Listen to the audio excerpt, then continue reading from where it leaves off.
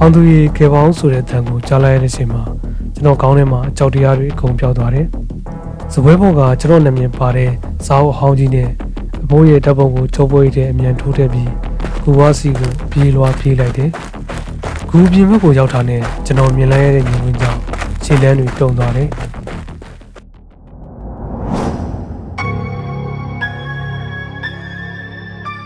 လာရအောင်မှာနေကကျွန်တော်တွေ့ခဲ့တဲ့နတ်သမီးလေးကမြေကြီးပေါ်လဲချနေတယ်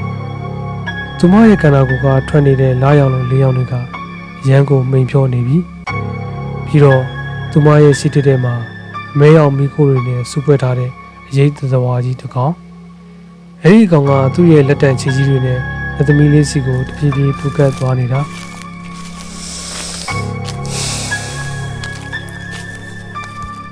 ကျွန်တော်ကြောက်လွန်းလွန်းခြေစလုံးတွေတောင်တုံနေပြီ။ပြေးရမလားတိုက်ခဲ့ရမလားဘူခွဲမရဖြစ်နေတော့ကျွန်တော်လက်ကဝက်ကပူကနေဖြစ်သွားတယ်။ပုံကြည့်လိုက်တော့သွေးလိုနေရဲနေတဲ့လက်ပတ်လေးကရုတ်တရက်တောက်ပတဲ့ရွှေရောင်ဖြစ်ပြောင်းလဲသွားတယ်။အဲဒီရွှေရောင်လင်းကိုမြင်လိုက်ရတော့ကျွန်တော်ဘယ်ကတတိတွေရောက်လာမှမသိဘူး။အန်ကိုကြိတ်ပြီးအဲဒီအရေးကောင်ကြီးစီကိုပြေးဝင်သွားမိတယ်။ကျွန်တော်အဲဒီအကောင်ကြီးရဲ့ရှေ့ကိုရောက်တာနဲ့လက်ကိုမြောက်လိုက်တယ်။အဲဒီချိန်မှာပဲလက်ပတ်လေးစီကနေပြင်းထန်တဲ့ရွှေရောင်လေးနဲ့တခုဒုံးပြန်လို့ဖြာထွက်သွားပြီးအရေးကောင်ကြီးကိုတက်တက်ဝင်တိုင်းမိသွားတယ်။အရေးကောင်ကြီးကနားကွက်မတက်အော်ဟစ်ပြီးအမဲရောင်ငွေတွေဖြည့်ပြန်ကျဲပြီးအမောင်တဲကိုလွင့်စင်ပြောက်ွယ်သွားတယ်။တောကြီးကလည်းချက်ချင်းဆိုသလိုဒိတ်စိမ့်ငြိမ်သက်သွားတယ်။ကျွန်တော်မောဖြစ်ရင်လက်သမီးလေးနားကိုအမြန်သွားပြီးသူမကိုတွဲထူလိုက်တယ်။ဒီတခါတော့သူမပြောက်ွယ်မသွားတော့ဘူး။သူမရဲ့အပြာရောင်မျက်လုံးတွေကရန်ကိုမောပန်းနှွမ်းနေနေတဲ့ပုံစံနဲ့ကျွန်တော်ကိုမောကြည့်နေတယ်။ပြီးတော့သူမရဲ့နှကမ်းပါလေးတွေကလှုပ်ရလာပြီးကျွန်တော်ကိုတူတူလေးပြောလိုက်တယ်။ကျေးဇူးပါပဲမောင်မောင်ဆိုရဲ့မြေလေး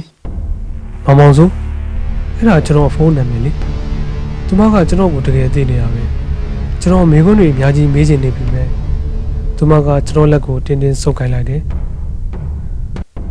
သူမဆက်ပြောလိုက်တဲ့စကားတစ်ခုက